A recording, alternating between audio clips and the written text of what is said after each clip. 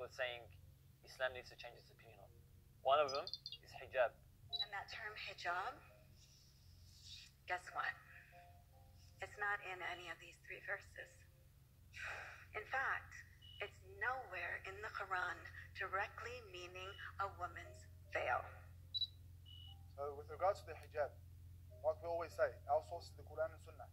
If we go back to the Quran, we find that the Quran is very specific. A lot of people like to make the argument that it's vague.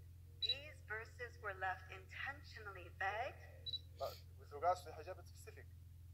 And what it says about the hijab is that the female should place her khimar, which is a head covering. According to every Arabic dictionary, it's a head covering. And initially the Arabs at that time, they would allow the tail of that scarf, that khimar, the head covering, to go onto their back, and they would leave their chest exposed. So the Quran says to take this khimar, or this head covering, and also use it to cover the chest. So based upon this verse, we understand that the head must be covered, and the chest must be covered. This part of the body must be covered. This is what's referred to as hijab. Although the term hijab itself wasn't used in this verse, it's come to be known as hijab. People might say that the hijab is attached to modesty, and modesty is understood differently today than it was then. That was a cultural norm then, and now it's a different cultural norm now. So therefore, why can't hijab also change? Why can't it be less or more?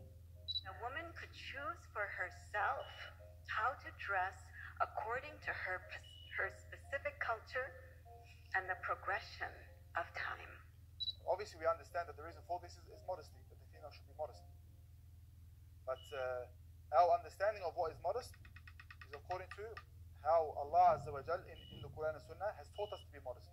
On the other hand, if we say that all we have to do as Muslims is be modest, and the way we understand this modesty is based upon our culture, or based upon society, what is socially accepted.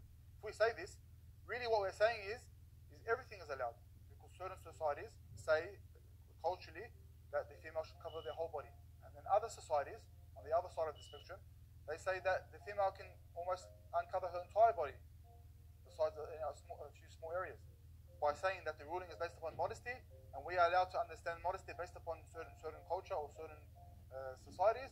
What we're actually saying is everything is allowed, from the start of the spectrum to the end of the spectrum.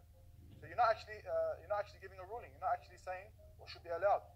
Was there any group of ulama that came out and said or redefined what hijab was? So this is one of those things that there was complete agreement upon. At the very least, that the female should cover her head and her chest as well as the rest of her body.